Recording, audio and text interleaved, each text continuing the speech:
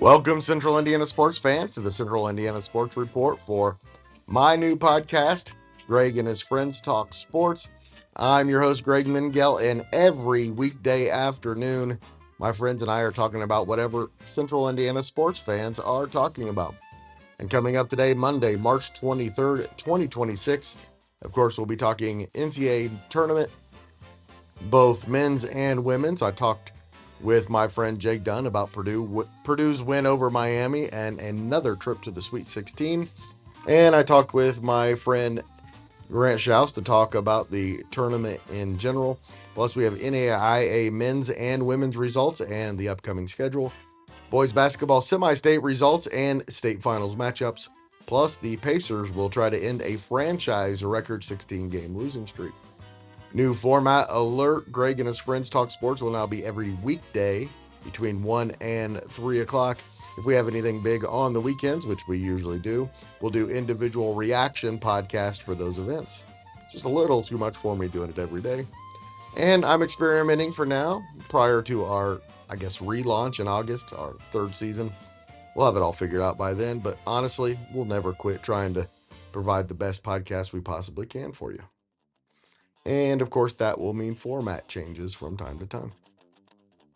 Thank you so much for joining us. My friends and I will be back tomorrow and the next day and the next day and the day after that.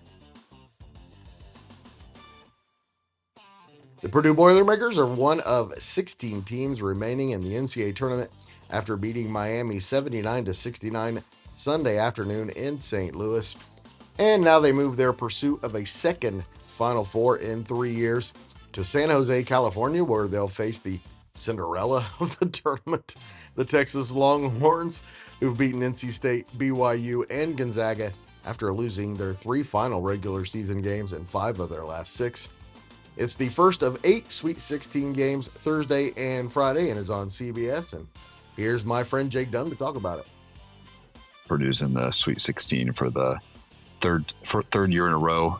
7 of the last 9 Sweet 16s Purdue has made it to. So really, really consistent performance from this team in the NCAA tournament. And Fletcher Lawyer is the unsung hero of the day.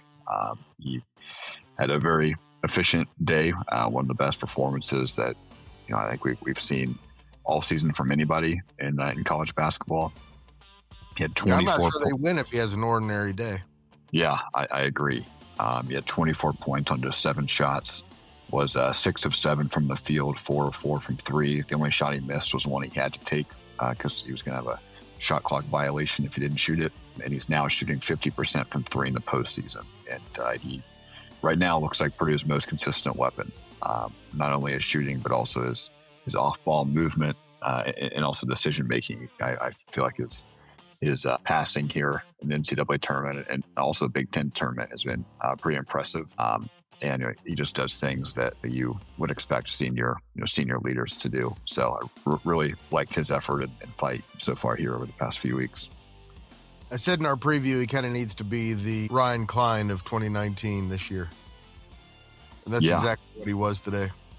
Seems like CJ Cox has been kind of the Carson Edwards of this tournament run so far. Not to the same extent per se, but in this game he hit 3 threes in the last minute and 37 seconds of the first half. So that helps erase a 7-point deficit.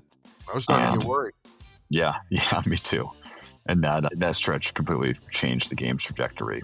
So it goes from Purdue being down potentially double digits to being down 2 at halftime because they hit a shot there to buzzer, a layup to go up 2. Miami did, but he did suffer a hyperextended knee, which will be something to monitor going forward. When he first went down, mind immediately went to the worst of the worst, but he was able to get up and walk it off. So hopefully he'll be ready to go for Thursday.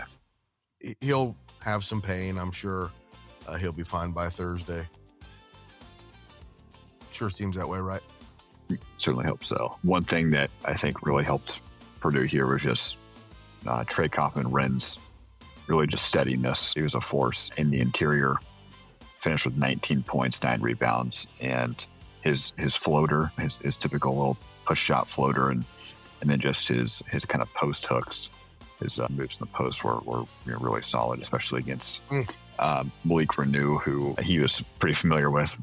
Renew pretty familiar with Purdue as well at his time at IU. So I was really impressed with how TKR played against him, and he had a really great performance today. And even when Braden Smith wasn't having the best day scoring or really taking care of the ball, guys like Fletcher Warrior, Trey Kaufman-Renn, and even CJ Cox really helped kind of pick up that offensive firepower where we were lacking with Braden Smith. I tell you what, that's 3 games in a row Trey Kaufman-Renn has had a stretch in the game where he's just completely taken over. And that's great to see at this point in the season. I think that'll probably continue to happen going forward here. So one thing that's going to need to happen to continue advancing in the tournament is improving the defense. Purdue did improve it in the second half. They held Miami to 11 of 30 from shooting in the second half. That's because Miami missed a lot of open shots. They made just 1 3 after halftime, but Purdue did do a little bit of a better job cutting off dribble penetration, and they packed the paint and forced some tough looks. So Purdue is going to need a high-level defense again to keep advancing here. But we would be remiss if we didn't mention Jakari Harris as well. He stepped up big when CJ Cox went down with that injury. He hit a big 3, helped handle some pressure. Miami was trying to pressure Purdue full court, and he played disruptive defense. He hit a really nice block in transition, had a couple steals and some nice rebounds. That's right. Yeah, absolutely. So that's the kind of depth that is needed to win these tournament games. Following the Purdue-Texas game on Thursday, it'll be top seed Arizona against Arkansas in the West in San Jose. 3 of the final 4 teams in the South are from the Big Ten. At 7:30 in Houston, it'll be Nebraska against Iowa on Thursday, followed by Ben Hummerkaus and the Illinois Fighting Illini against 2 seed and South Region favorite Houston. The Big Ten is 13-3 so far in the tournament. The only losses coming from Big Ten also Rans, Wisconsin, UCLA, and Ohio State. In the East Friday in D.C., it'll be Duke against St. John's and Michigan State against UConn. And in the Midwest in Chicago, it'll be Michigan against Alabama and Iowa State against Tennessee. And, of course, my friends and I will be talking about the NCAA Tournament for the next 2 weeks. And here's my friend Grant Shouse with an overview of the first 2 rounds of the NCAA Tournament. Well, Grant, it is the NCAA Tournament. It's the best sporting event maybe in the world. But we're kind of getting the idea now that the new way things work have changed the tournament quite a bit, hasn't it? I think so, in a way. I think we kind of survived chalk madness in a way this year after Florida got beat. So it's not going to be an all 1 seeds party there in Indianapolis next week, which is good, and I'm glad. I think the 1 seeds, while it typically is the 4 best teams in the sport, I'm not sure really makes for a classic NCAA tournament. Your Cinderella is officially dead, right? When your Cinderellas are Iowa and Texas, Cinderella's dead. I'm not sure it's dead yet. I think if this is kind of the trend for the next few years, then maybe it is dead. I think we kind of got spoiled in the fact where the last 3 or 4 years or so, you had teams like FDU beat Purdue, a 16 beat a 1. St. Peter's went to the Elite 8. You had those teams which kind of got you thinking, man, this is just how it is every year. But this year, I feel like is kind of a normal tournament. This is kind of the way it's always been in a way, where the double-digit seeds don't really win. You get 1 or 2 that win and move on, like Texas, who's going from the first 4 in Dayton now to the Sweet 16. So that's also a thing, and I think that I just don't think we can write off Cinderella as being dead quite yet. I'm not ready to say that. Now, if we come back and hopefully this podcast exists in the next 2 or 3 years and we're talking about it, if this continues to be the norm and the trend, then I think then I'll start to believe it. I really believed Miami and St. Louis, one of them was going to make a long run, and it just didn't happen.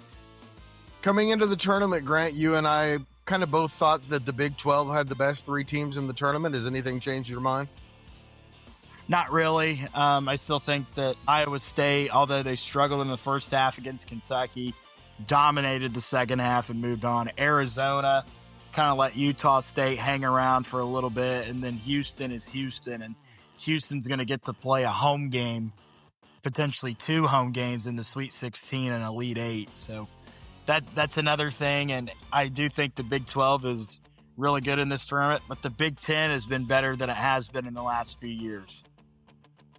Good work from the Big Ten so far. You and I and others, we'll talk about that in our Sweet 16 preview later this week. We're also going to be talking some high school basketball this week. Will you come back here in just a minute, Grant, and talk about your experience on Saturday?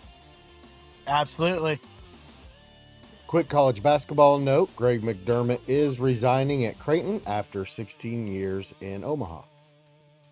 Hannah Hidalgo and the Notre Dame Fighting Irish ran past Fairfield 79-60 Saturday in Columbus and will face host Ohio State in a couple of hours, 4 p.m. with a spot in the Sweet 16 on the line.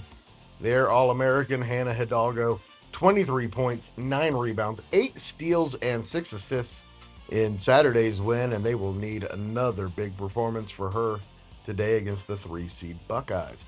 There are 8 second-round games today. It starts at noon with Alabama against Louisville, so just started. Favored and defending champion UConn hosts Syracuse at 6. 2 other top seeds, South Carolina and UCLA, close out the day on ESPN. We'll talk with my friend Michelle Garman about the Irish and the women's tournament on tomorrow's show. In the NAIA women's tournament, 4th-ranked Marian thrashed Campbellsville 73-43 late Saturday to advance to the Final Four of the women's tournament in Sioux City, Iowa. The Knights now face number 9 Dakota Wesleyan tonight, followed by number 1 Dordt, Iowa against number 7 Dakota State, which begins at 7 with the first semifinal. We will have results for you on tomorrow's show. And the last remaining Indiana men's team in the NAIA Nationals, Grace, was eliminated Sunday by Ave Maria, Florida, 98-86 in Kansas City. The Gyrenes are joined in the Final Four by Langston, Oklahoma, Benedictine Mesa, Arizona, and Freed Hardman, Tennessee. In high school boys basketball on Saturday, Mount Vernon won its first ever semi-state championship, which actually shocked me when I learned that. I thought for sure they'd gone to the state finals in the late 80s, early 90s under Jimmy Howell, but I was wrong. Anyway, the 27-3 Marauders will face 25-1 Crown Point in the final high school basketball game of the year, Saturday at approximately 8:15 at the Fieldhouse in beautiful downtown Indianapolis. Mount Vernon is ranked 4th, and the Bulldogs, who beat Snyder and Southridge on Saturday, both easily in the semi-state at Elkhart, they are ranked 2nd. That'll follow number 3 Cathedral against unranked New Haven in the 3A championship at 6. The Irish upset number 1 Silver Creek 73-68 in the championship game Saturday evening in Seymour, and New Haven beat rival Columbia City 59-55 after beating Delta 63-49 in the semifinal at Scott Gym. The Irish won the 2022 state championship. New Haven is playing at state for the first time. The first state champion will be crowned following the 10:30 a.m. Class A championship on Saturday morning. Either 2-time state champion and second-ranked Bar Reeve against 2008 state champion and 3-time state runner-up and 4th-ranked Triton. Then the Class 2A state championship, number 3 Westview against number 4 Park Heritage. Westview beat LaPel and Lure Saturday for the program's first trip to the state finals since 2014. The Warriors' last state championship came in 2000, the second of back-to-back under Troy Neely. And here's Grant back to talk about his experience on Saturday visiting the historic Hatchet House in Washington. All right, Grant. So on Saturday, you were in Muncie for the semi-state there. Your alma mater, your team lost Oak Hill, so you made your way to the Hatchet House in Washington. And was it as good as I described? I'll say this. There's nice gyms, there's cool gyms, there's great gyms, and then there's the Hatchet House. That place is just breathtaking. If you've been to Hinkle Fieldhouse, it kind of has a Hinkle feel to it in a way. The way it's set up where you can kind of walk around the top and it has the upper seating and everything. And It is as good as advertised, and it's in a great area. It's nestled right into the kind of the middle of town there in a neighborhood. It is just an absolute beautiful gym. Seymour and Logansport for the longest time were my two favorite gyms. Washington's given those two a run for their money. I'll sit down here when I got time when the season really ends and sit down and rank the gyms that I've been in. That's a project I planned on working on this summer. And Washington's probably going to be in the top 3, if not number 1. I think it might be my number 1. I like a lot of them, an awful lot. I can't think of any I like better than that one. Maybe a couple of the newer ones. Jasper is a really cool experience because it's a brand new gym. But as far as the historic, traditional gyms, the Hatchet House has got to be. It's got to be number 1. And I'm trying next year. I've set a goal every year to try and get to specific gyms if I can, if it works out. 2 of them next year on my list are Jasper and Southridge. Trying to get there. The Hatchet House is on my list this year. Martinsville was on my list this year, and I got to both of them. So I think I added 18 new gyms to the list this season, and the Hatchet House was probably the best of the new ones added. Charlestown's awfully nice too, man. Charlestown's probably was one all year until I went to the Hatchet House. Grant, thanks so much. You be back later this week, and we'll talk some more high school basketball. Yeah, Greg, I can't wait. The season's winding down, but we're in the thick of the tournament, and so I really, really appreciate you giving me the opportunity to talk about it. Love it.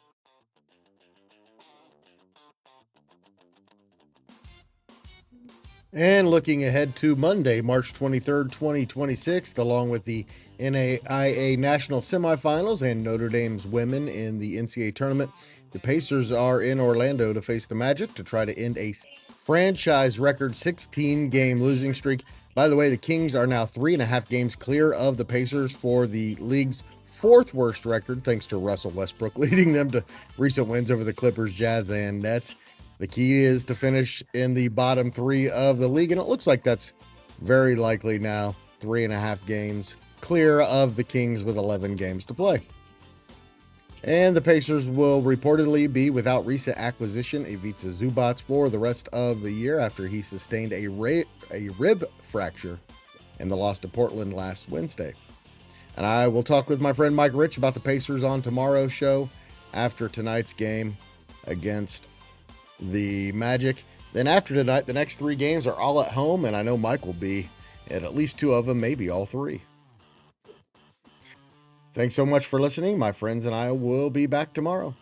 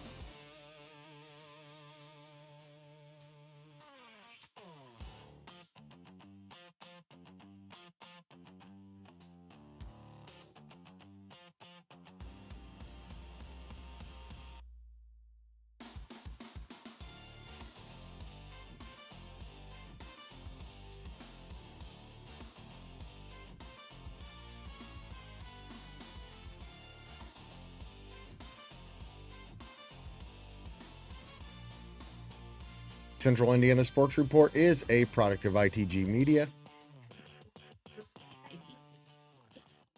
And I love Susie.